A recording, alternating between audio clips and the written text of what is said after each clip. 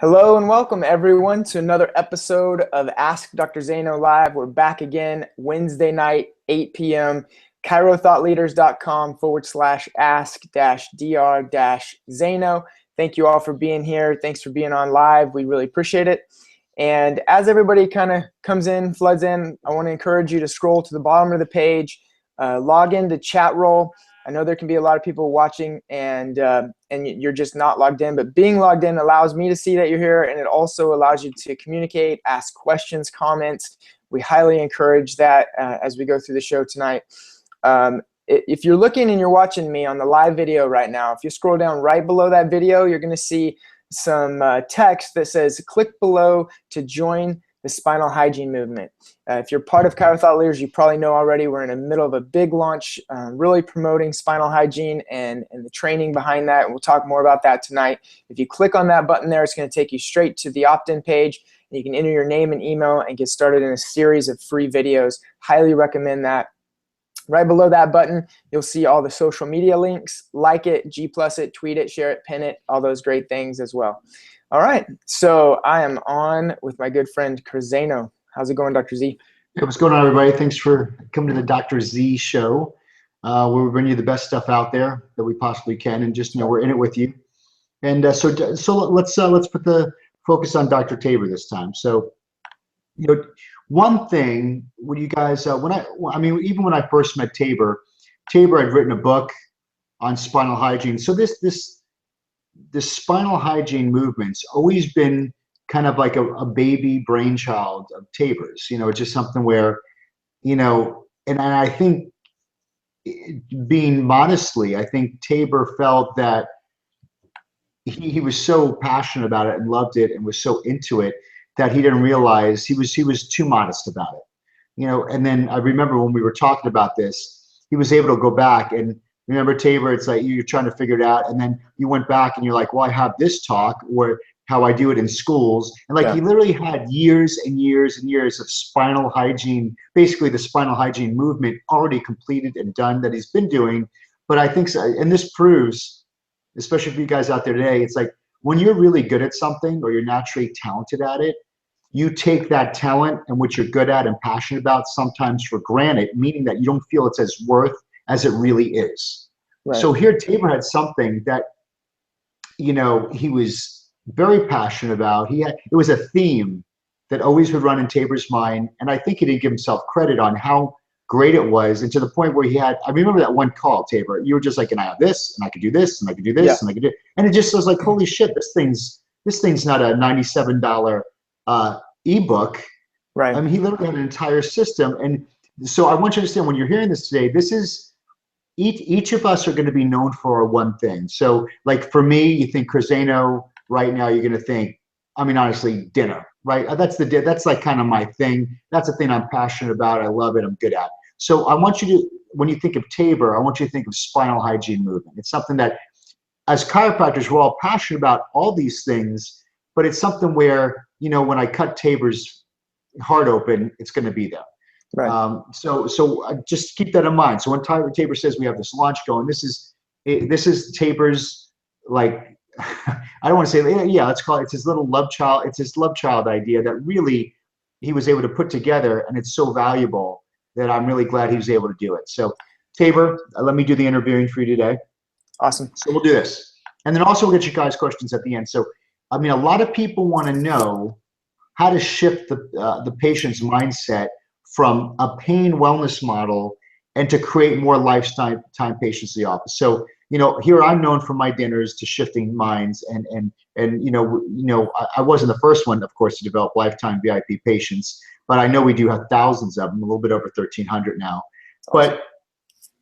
But see, there's different ways of getting there, where for me, I'm driving it and educating them, but Tabor Lilly has a system, because there has to be a mind shift. So Tabor, I just want you to talk about not necessarily the lifetime patients. The reason why I don't want you to talk about lifetime patients, because I think what you're about to talk about automatically creates lifetime patients. Right. It's the next step of the evolution of when they know. So let's just talk about shifting the person who looks in the phone book, who goes online, or they see that sign chiropractor in the window somewhere, and or their previous, right? Most people's previous experience with chiropractic has been exactly that, right? Mindset from pain. So how do we transform them to wellness and get them to see spinal hygiene as important as dental hygiene? Because when Tabor does this, remember, like, you know, I had a new patient today, says, listen, is this something that I continue to do for the rest of my life? See, that was a new patient. And I was like, if they understood Tabor's spinal hygiene movement here, it's like, they would never ask a dentist that, right? Correct, Tabor? Right, exactly. Dude, like, in fact, they would be embarrassed too. Right. They would never tell the gym owner, so is this kind of something I just continue to do? And so Right. these people were loving and sincere, but because they didn't understand the principle of chiropractic and the focus of spinal hygiene, they gave me that question, and I was easily, I didn't shoot it down, of course, but I was easily to put it in a way where it was like, oh, of course. Why would I even think that? You know, usually the sentence ends or the conversation ends laughing on how ridiculous not continuing chiropractic would be. So Tabor, let's start the journey on the shift. So let's just go shift, and then we'll build upon that.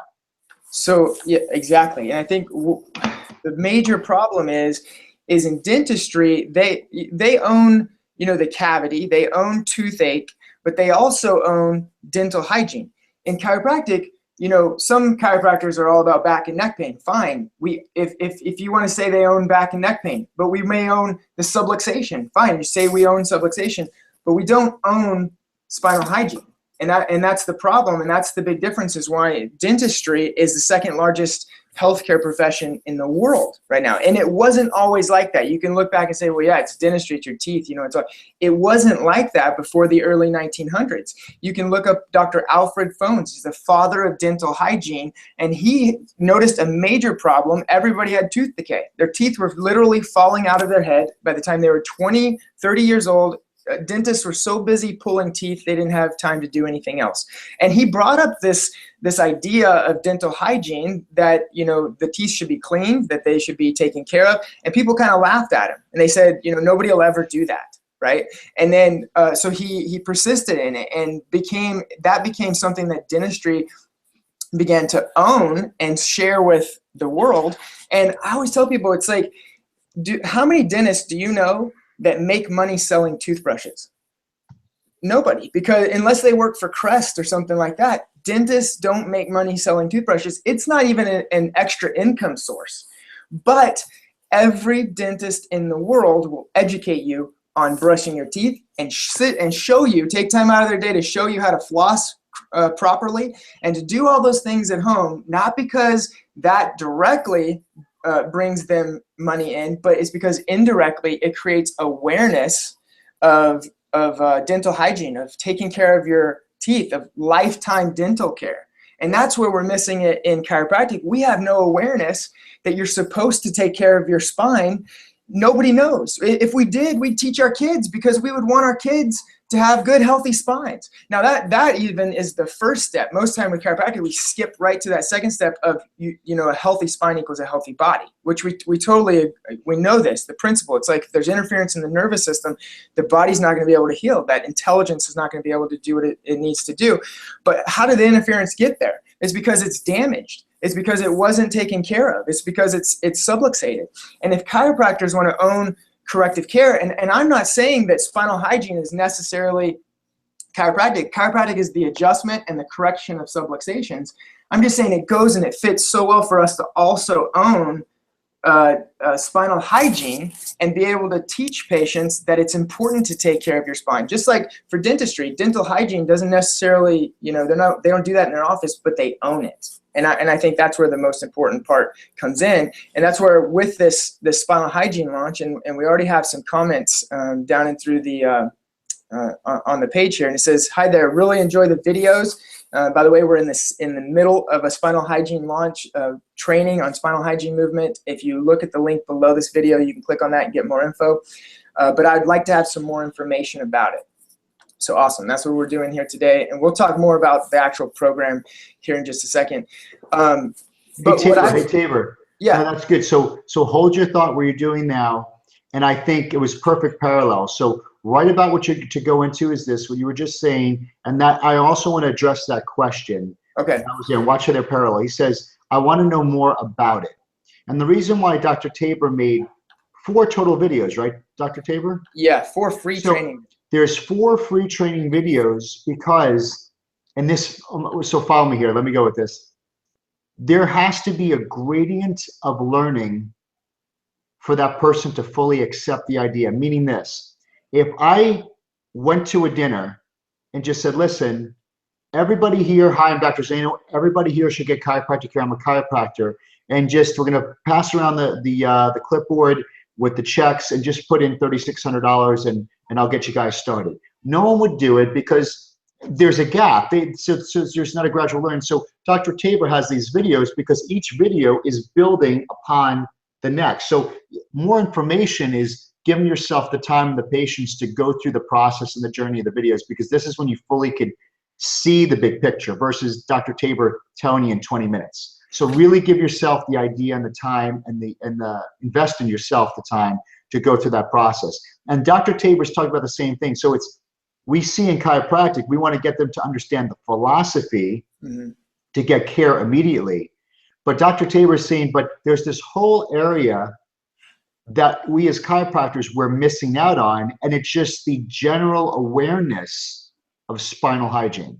Right. Like everybody knows, even if you have a dentist or not, we have teeth and they need to be taken care of, right? Everybody knows that. So it allows, so we don't fear dentistry. We don't question, we don't go to a dentist and say, I don't know, I think you guys are quacks, right? So it's an accepted model. So what Dr. Tabor is saying is chiropractic truly has not been accepted.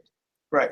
I still think it's bullshit that 3% of the population, I think it's less than that. Because they might go to chiropractors, but as we all know on this line, there's very different chiropractors, right? So what Dr. Tabor is saying is like, we are missing the whole entire boat of the long-term. Dr. Tabor's talking about the long-term change of the profession. If in our generation, we could raise the awareness of spinal hygiene, that'll set up the next generation to where it's just like we would think a dentist are. Like, oh yeah, of course I go to a dentist. Like, you go to a dentist?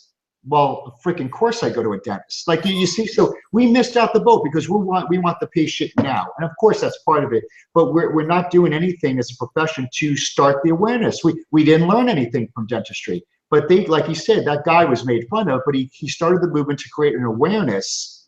Because the awareness, what it does, it brings them up the gradient to where a chiropractor, lifelong care, of course. But if I went in and told you, hey, you need lifetime care in chiropractic, and they never understood it, it would never work. Same person, but as we bring them up the ladder, then they'll be able to make the decision. All right, Tate, sorry about that. Go.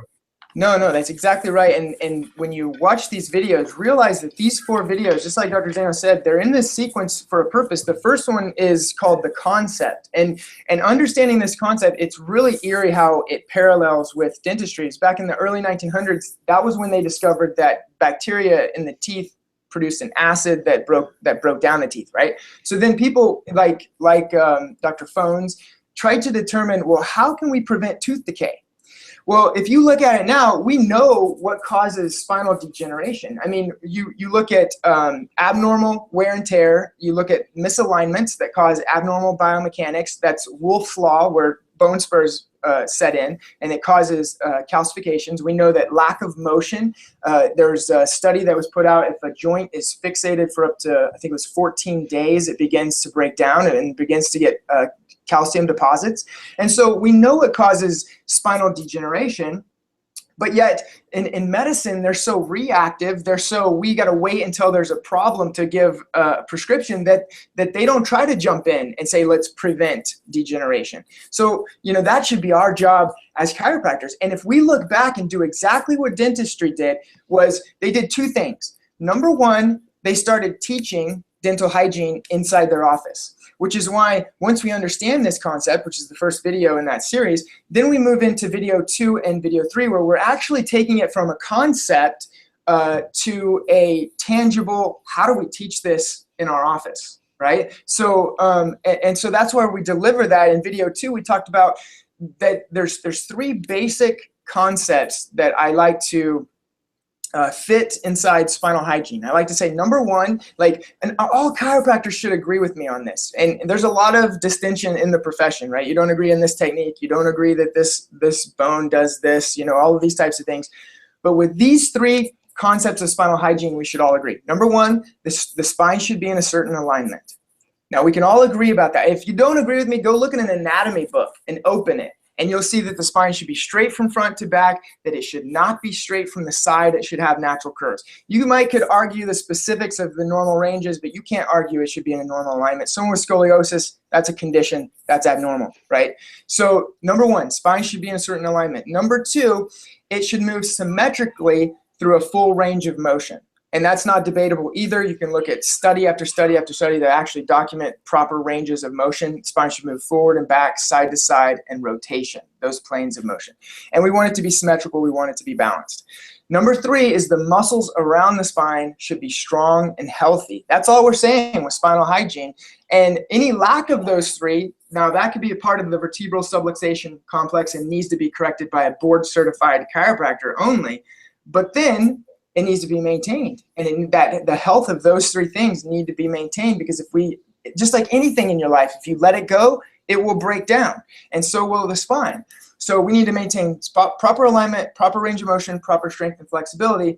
And when we're trying to teach spinal hygiene exercises, we want to give general, global information to our patients that'll be healthy for them to do on a daily basis. So we go into specific exercises, like we talked about spinal molding in the second video, which was actually released this morning. If some of you have already watched it, if you haven't watched it, go back and watch it. I actually have my spinal mold. I keep my spinal molding rolls on my bed here. Got your table rolls. There we are. So that's the table roll. You just and if you're looking at those rolls and you're saying, "Hey, where are those rolls at?" That is a customized. Yeah. That is a table roll. That is a table. So any of you guys who make rolls or that sound like anything that you eat at for an evening meal, don't even send your lawyer letter, because Tabor found that on his own, and that's a table roll. So if we ever hear the word Tabor and roll in the same sentence, we're coming after you. So that's a table roll.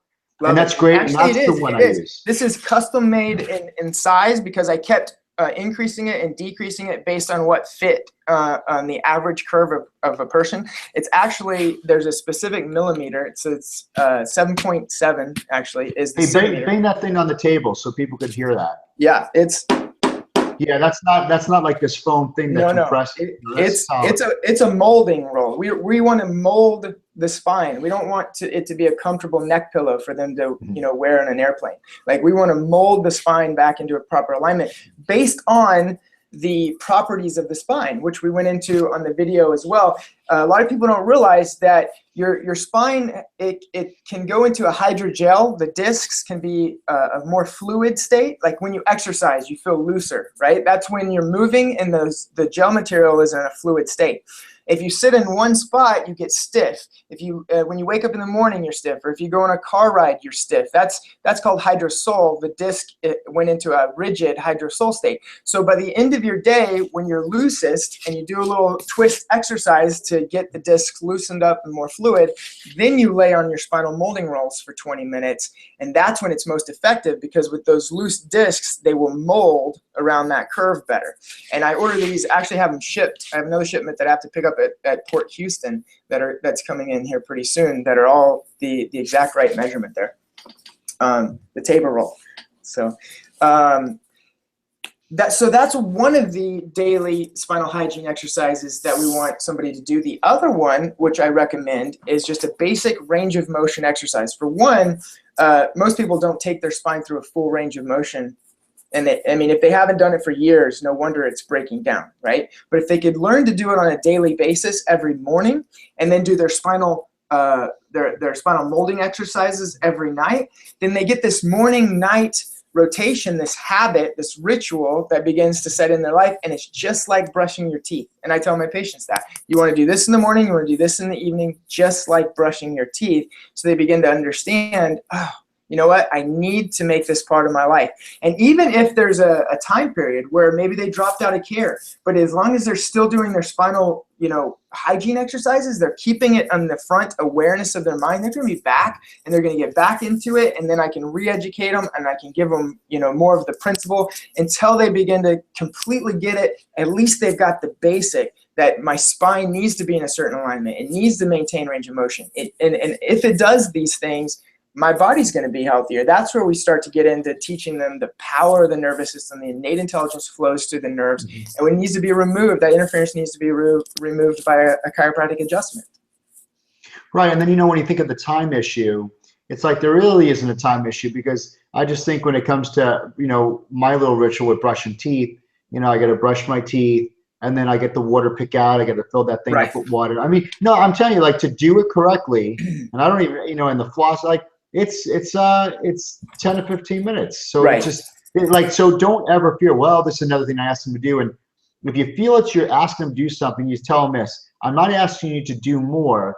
What I want you to do is, when you do these spinal molding, I want you to combine it with another ritual that you do, because I believe rituals are so important in life. So that's your prayer time. That's when you read time. That's your listening to personal development. 10 minutes of personal development a day for a year, you're a dramatically different person. You can listen to hours of audio, hours of books. Like, so you just tell them, like, you combined all these things that make them a much better person, so they look forward to it. My spinal hygiene time is for my spine. This is when I get to hear my daily devotional. This is my meditation time, whatever that is. So you're not asking to do something more. You're asking to create a ritual around something that's going to better their life. So time has no.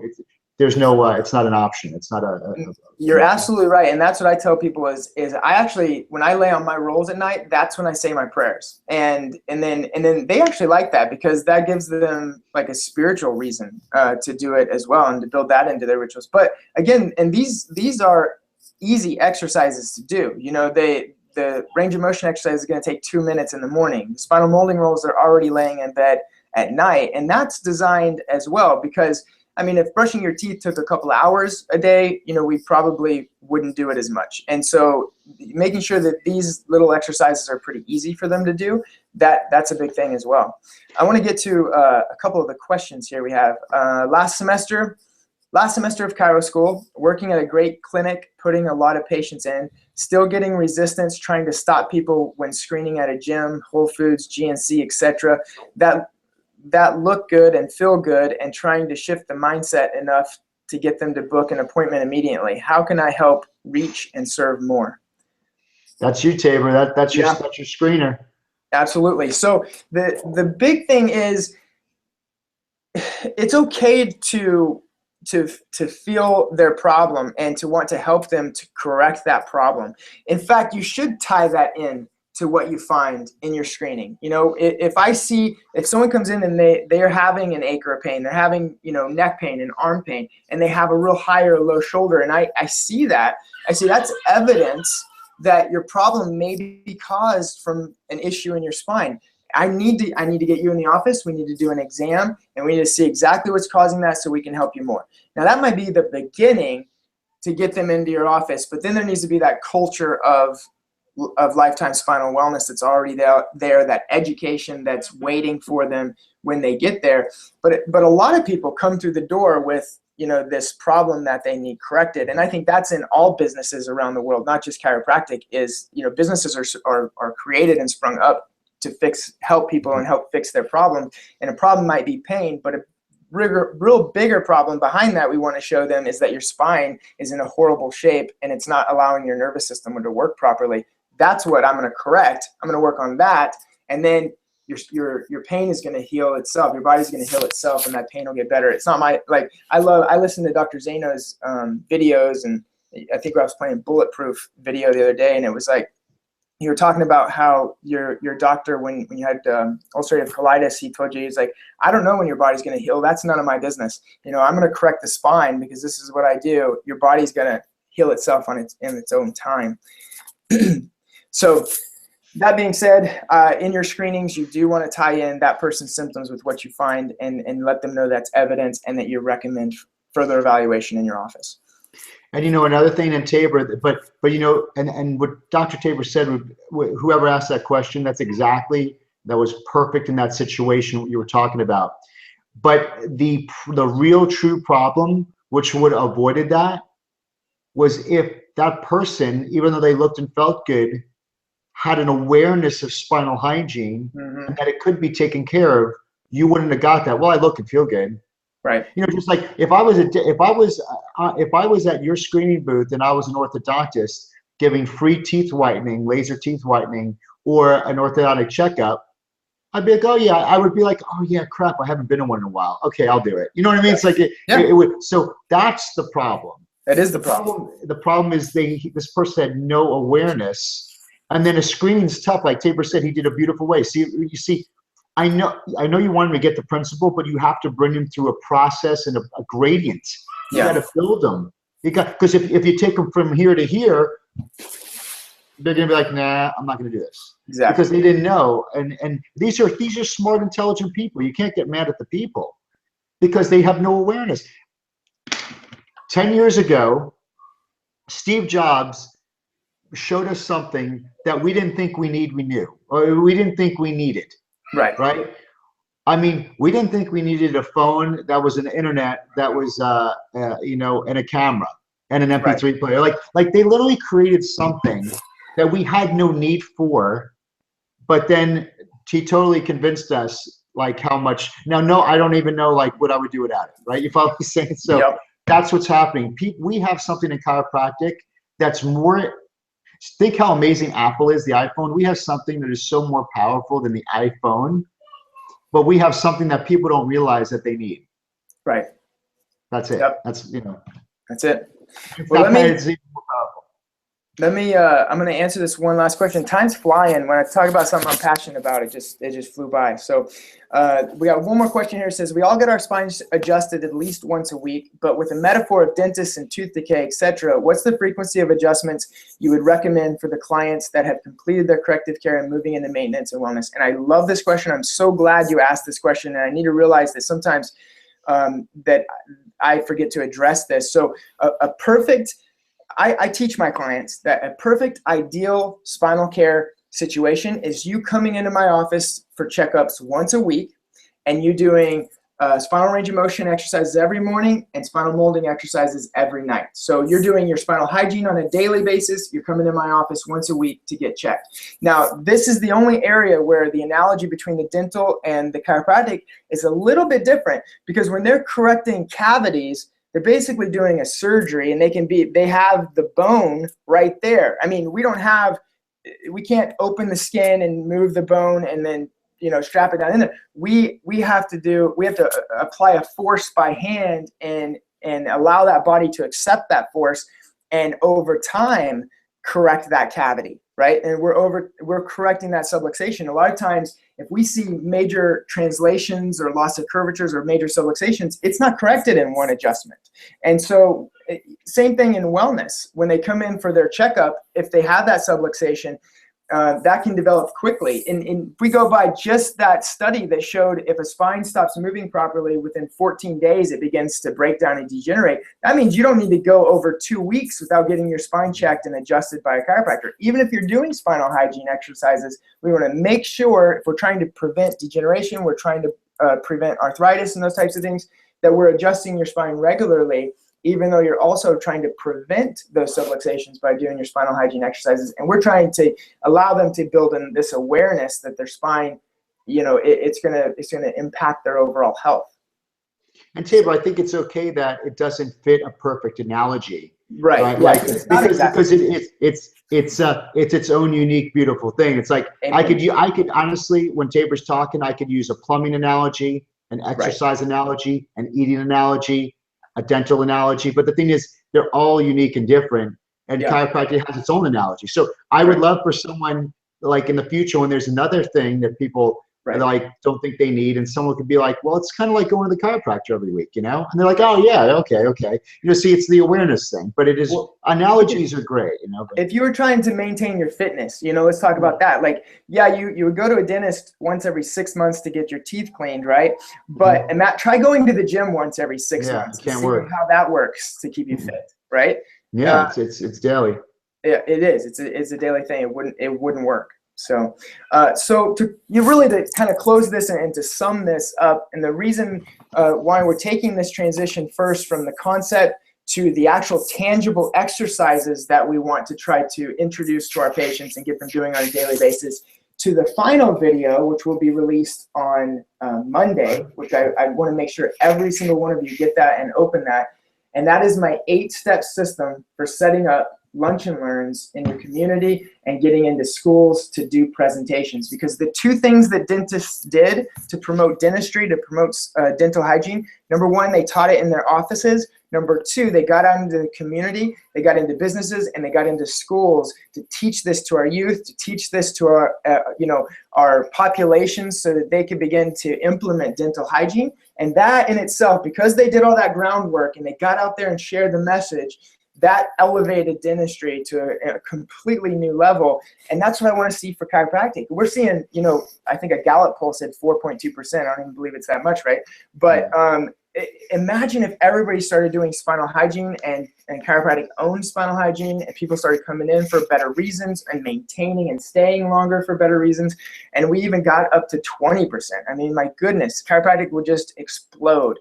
And that's what we want to do. And this has been the only concept that chiropractic has not grasped and promoted. I mean, there's been everything else, and from taking vitamins to doing manipulation under anesthesia. But I mean, we've done everything except for grasp and really promote spinal hygiene. The one thing I think can explode chiropractic like nothing else.